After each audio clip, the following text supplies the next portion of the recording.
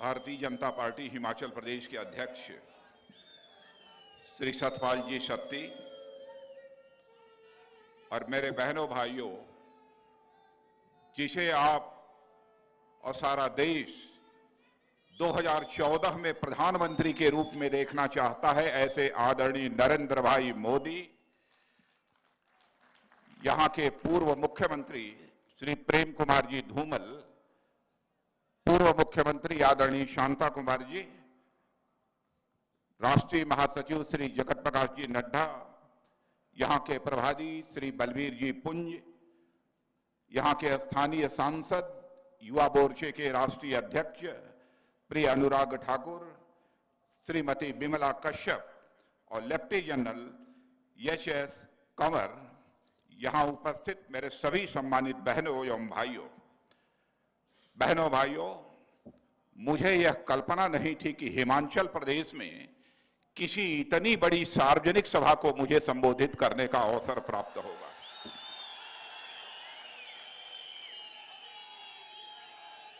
जब कभी भी हिमाचल प्रदेश में किसी सार्वजनिक सभा को हम लोगों ने संबोधित किया है, 25,000, 50,000, 60,000, इससे अधिक की सार्वजनिक सभा को हम लोगों ने कभी नहीं संबोधित किया है। लेकिन आज जैसा जनसमूह मैं अपनी आंखों के सामने देख रहा हूं, मैं कह सकता हूं कि हिमाचल के इस पर्वत पर मैं जनसागर को अपनी आंखों के सामने देख रहा हूं। बहनों भाइयों, यह हमारा हिमाचल प्रदेश कई ऐतिहासिक घटनाओं से जुड़ा हुआ प्रदेश है। आप सभी जानते हैं कि इसी हिमाचल प्रदेश की राजधानी शिमला ब्रिटिश इंडिया में, यानी जब अंग्रेजों की हुकूमत थी इस हिंदुस्तान में, यह शिमला गर्मी के दिनों में उनकी भी यह राजधानी हुआ करती थी। और चाहे राष्ट्रीय स्तर के कई ऐतिहासिक समझौते हुए हों अथवा अंतर्राष्ट्रीय स्तर के कई ऐतिहासिक समझौते हुए हों, वह इसी हिमाचल प्रदेश की राजधानी शिमला में हुए हैं।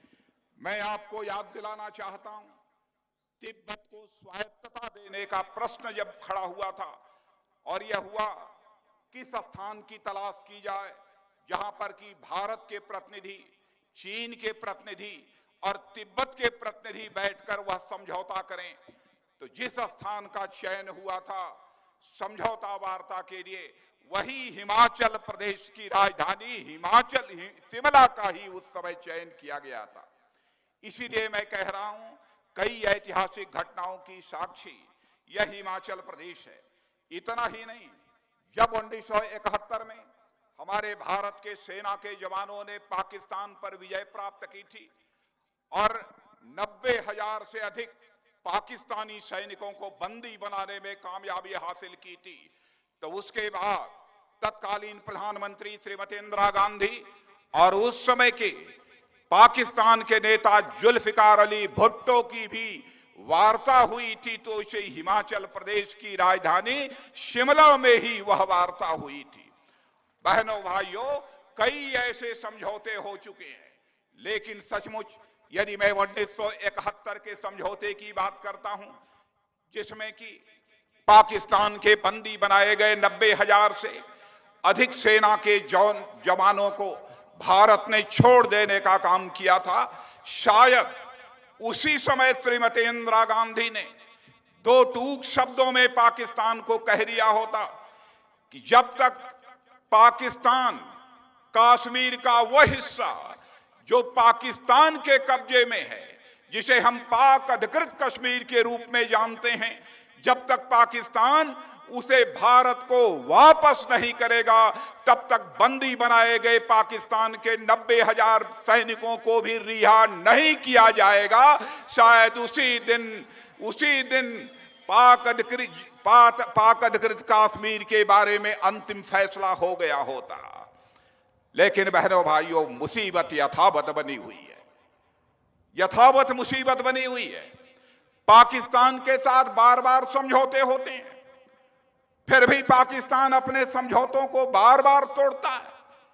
आज के कुछ महीनों पहले की घटना, जिसकी जानकारी आपको समाचार पत्रों के माध्यम से इलेक्ट्रॉनिक चैनल के माध्यम से हुई होगी।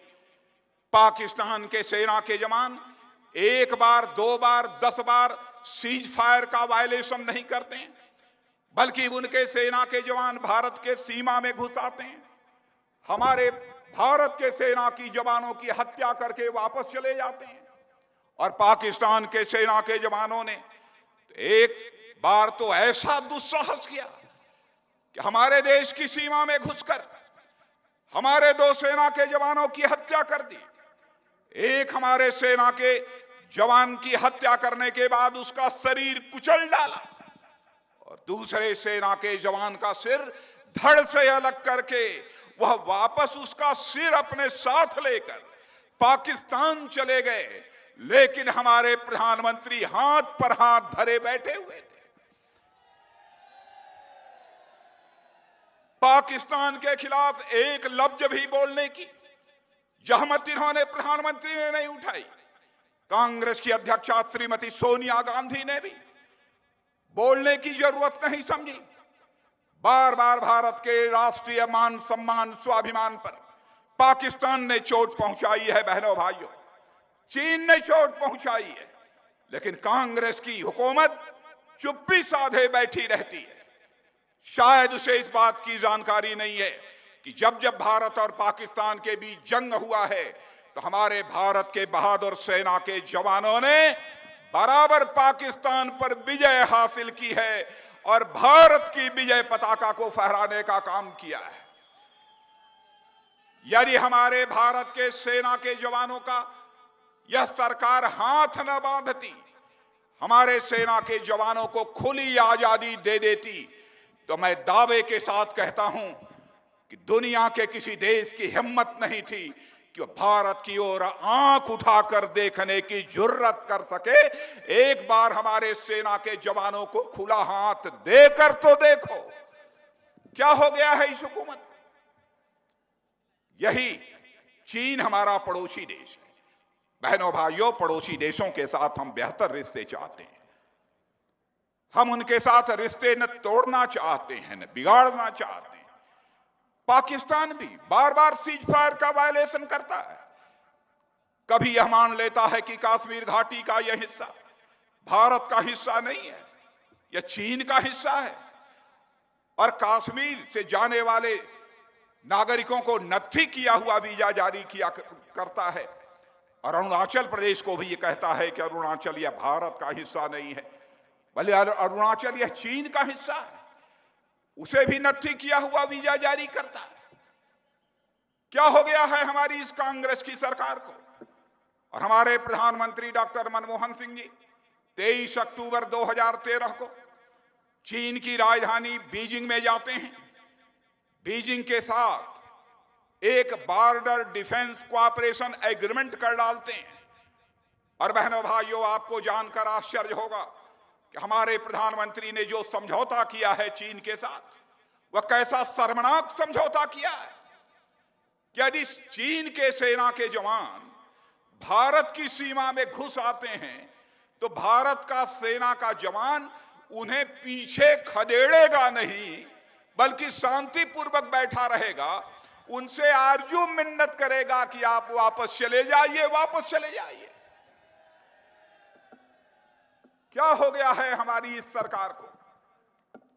बहनों भाइयों, भारत जनसंख्या की दृष्टि से दुनिया का दूसरा सबसे बड़ा देश है। और मैं कह सकता हूं, हमारे सेना के जवानों के पास जो ताकत है, कुव्वत है, बिरले ही दुनिया के किसी देश के पास वह ताकत होगी, वह कुव्वत होगी। लेकिन बराबर कांग्रेस की हुकूमत ने हमारे सेना के जवानों के हाथ को बांध कर रखने की इसने बराबर कोशिश की है। और मैं तो यह कहता हूं, क्यों नहीं अच्छे अच्छे रक्षा उपकरण हमारे सेना के जवानों को उपलब्ध कराए जाते हैं। बराबर आपने देखा होगा कि आजादी के 67 वर्ष गुजर जाने के बावजूद 55 वर्षों तक इस देश में अखंड हुकूमत यदि किसी ने किया है तो कांग्रेस ने हुकूमत किया। लेकिन 55 वर्षों में अपनी हुकूमत ने कांग्रेस में यहां पर एक भी ऐसी डिफेंस फैक्ट्री नहीं खोली है जहां पर कि अच्छे किस्म के रॉकेट लॉन्चर तैयार किए जा सकें, सेना के जवानों के द्वारा प्रयोग किए जाने वाले राइफल्स तैयार किए जा सकें, अन्य हथियार तैयार अच्छे किस्म के किए जा सकें। यह करने की जरूरत कांग्रेस की सरकार ने नहीं समझी, जबकि हमारे यहां defence research and development organisation भी है। एक से एक टेक्नोलॉजी का, एक से एक तकनीक का वह अनुसंधान करता है। यदि हम मंगलयान छोड़ सकते हैं तो बहनों भाइयों, हम अच्छे अच्छे हथियार क्यों नहीं बना सकते हैं? यह बात हमारी समझ में नहीं आती है। लेकिन मुझे पक्का भरोसा है, जैसा मैं अपने प्राइम मिनिस्ट्रियल कैंडिडेट नरेंद्र भाई को जानता हूं, इनके कलेजे में जो ताकत है, इनके अंदर जो उमंग है, भारत माता की लाज बचाने के प्रति जो एक तड़पन है, बहनों भाइयों, उसे जानते हुए मैं कह सकता हूं कि यदि आपने नरेंद्र भाई को भारत का प्रधानमंत्री बना दिया तो फिर अपने जवानों के लिए हथियार की जरूरत को पूरा करने के लिए अमेरिका के सामने आपको हाथ नहीं फैलाना होगा। सारे हथियार भारत की फैक्ट्री में तैयार होंगे और स्वदेशी तकनीक से तैयार होंगे। यह आपको मैं भरोसा दिलाना चाहता हूं।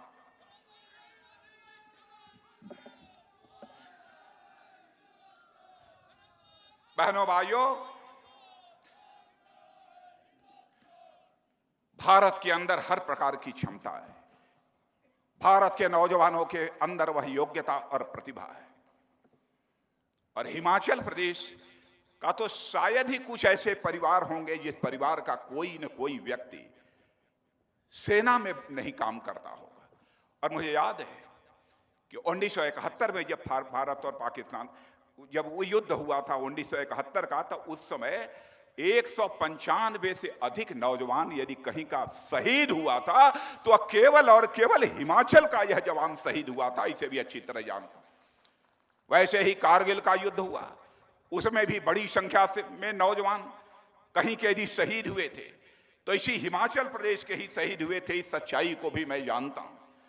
और बहनों भाइयों, जहां तक हिमाचल प्रदेश की सड़कों के बारे में, अटल बिहारी वाजपेयी जी जब हमारे प्रधानमंत्री थे तो उस समय उन्होंने लेह से लेके मनाली वहां से लेकर दिल्ली तक एक ऑल वेदर रोड बनाने का फैसला किया था। और उन्होंने यह कहा था कि मैं जानता हूं कि कभी कभी ऐसे हालात पैदा हो जाते हैं कि लेह और मनाली की सड़कें 6 महीने 7 महीने तक बर्फ से ढकी रहती हैं, लेकिन मैं समझता हूं कि आज उस सड़क के निर्माण की जो प्रगति होनी चाहिए थी, वह प्रगति आज तक नहीं हो पाई है। यह सड़क तो छोड़िए, जिसकी की सामरिक दृष्टि से उपयोगिता है, आम सड़कों की बात, भारत सरकार यानी कांग्रेस की सरकार इस सच्चाई को स्वीकार करती है कि 80 से लेकर 2012 तक जितनी नेशनल हाईवे की सड़कें 4 लेन, 6 लेन, 8 लेन, जो 6 वर्षों में जितनी सड़कें श्री अटल बिहारी वाजपेयी के शासनकाल में बनी हैं, उसकी केवल उतनी ही सड़कें शेष 26 वर्षों में कांग्रेस के शासनकाल में बनी हैं। यानी 6 वर्षों में जितनी सड़कें हम लोगों ने बनाई हैं, वह कांग्रेस ने 26 वर्षों के शासनकाल में उतनी सड़कें बनाई। यह कैसी हुकूमत चलाने वाली है सरकार? यहां पर हिमाचल के भी आपकी सरकार है। क्या आपको याद नहीं है जब पिछला चुनाव चल रहा था विधानसभा का, उस समय भी कांग्रेस के बड़े बड़े नेताओं ने आकर आपको आश्वासन दिया था कि सेब पर आयात शुल्क बढ़ा दिया जाएगा। दुनिया के दूसरे देशों से जो सेब आता है उस पर आयात शुल्क बढ़ा दिया जाएगा, इंपोर्ट ड्यूटी बढ़ा दी जाएगी। आपसे यह पूछना चाहता हूं कि अब बढ़ाया गया कि नहीं बढ़ाया गया? नहीं बढ़ाया गया। आज आपका सेब गोदामों में सड़ रहा है। लेकिन मैं हिमाचल की जनता को भारतीय जनता पार्टी की ओर से मैं विश्वास दिलाना चाहता हूं, बहनों भाइयों, यहां का किसान फल फूल सब्जी जो कुछ भी पैदा करता है, उसकी एक निश्चित आमदनी हो सके, उसे यह सुनिश्चित करने के लिए हम लोगों ने एक फार्मूला निकाला है। उस फार्मूले का नाम है फार्म इनकम इंश्योरेंस स्कीम। यानी फसल पैदा करने के पहले ही भारतीय जनता पार्टी ने एक ऐसी योजना बनाई है, एक ऐसा फार्मूला तैयार किया है कि हम आपके खेत की आमदनी मिनिमम इनकम ये पहले तय कर देंगे। यदि उतनी मिनिमम इनकम पर एकड़ आपके खेत में नहीं होगी तो उसके लिए हमारा यह किसान जिम्मेदार नहीं होगा, उसकी भरपाई सरकार के द्वारा की जाएगी अथवा बीमा कंपनी के द्वारा की जाएगी। जहां पर किसान बड़ी संख्या में यहां पर है, वहीं पर नौजवान मैं देख रहा हूं बड़ी संख्या में इस सार्वजनिक सभा में यदि कोई मौजूद है तो यहां के नौजवान हैं। नौजवानों, आपके अंदर योग्यता, प्रतिभा, क्षमता की कमी नहीं है और यह भारत इस मामले में सौभाग्यशाली है जहां पर कि सर्वाधिक 60% से अधिक भी नौजवान युवा शक्ति यदि कहीं पर है तो भारत में है और दुनिया के किसी दूसरे देश में इतनी बड़ी युवा शक्ति नहीं है। लेकिन मैं देख रहा हूं कि हमारे देश का नौजवान पढ़ाई लिखाई करने के बाद, योग्यता, प्रतिभा, क्षमता हासिल करने के बाद अपने मजबूत हाथों के रोजगार की तलाश के लिए दर दर की ठोकर खा रहा है, लेकिन उसके हाथों को रोजगार का अवसर नहीं मिल पा रहा है। नरेंद्र भाई भी इस समस्या को लेकर चिंतित हैं बहनों भाइयों, और ये कहते हैं कि हमारे नौजवान जो देश के हैं उनकी योग्यता, क्षमता, प्रतिभा का अधिकतम उपयोग कैसे किया जाए, सदुपयोग कैसे किया जाए।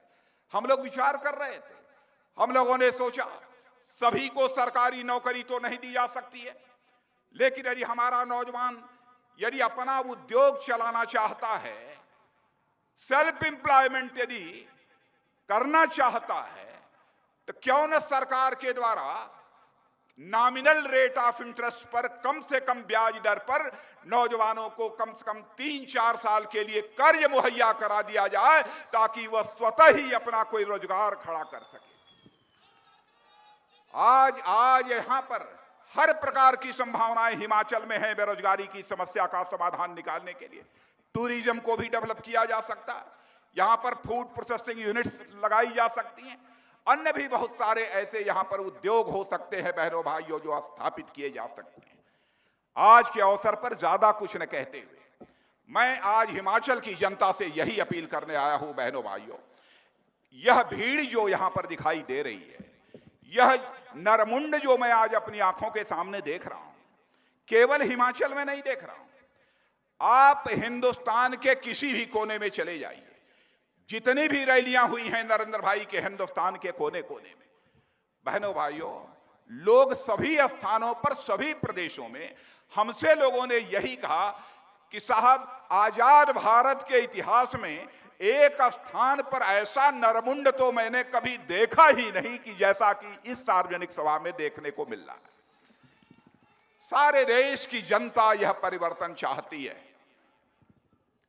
इसीलिए बहनों भाइयों, मैं आप सबसे यही अपील करने के लिए आया हूं कि यह हिमाचल की भूमि, यह देवभूमि है और आप सभी जानते हैं कि देवता का सबसे प्रमुख आसन क्या होता है? कमल होता है।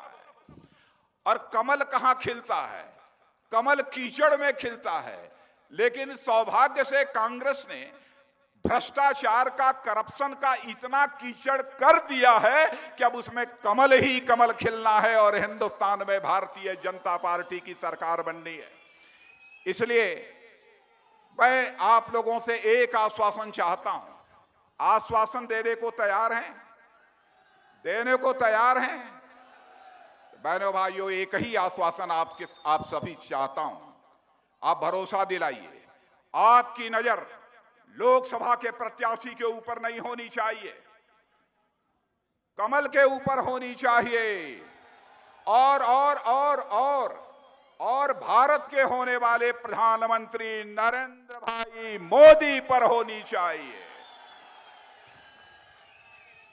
तो मुझे यह भरोसा हिमाचल की जनता देगी कि चार के चार लोकसभा क्षेत्रों में हिमाचल की जनता भारतीय जनता पार्टी की विजय पताका फहराएगी। यह आश्वासन, भरोसा आपके द्वारा है। बहनों भाइयों, जो आपने विश्वास और भरोसा दिलाया है उसे मैं अपने जेहन में सजोकर, अपने दिल में सजोकर जा रहा हूं। और मैं जानता हूं हिमाचल की एक परंपरा है कि हिमाचल की जनता जो वचन देती है उस वचन को पूरा करके ही दम लेती है, चाहे उसके लिए कितनी भी कीमत उसे क्यों न चुकानी पड़े। इन्हीं शब्दों के साथ आप सबको धन्यवाद देते हुए अपना निवेदन समाप्त करता हूं।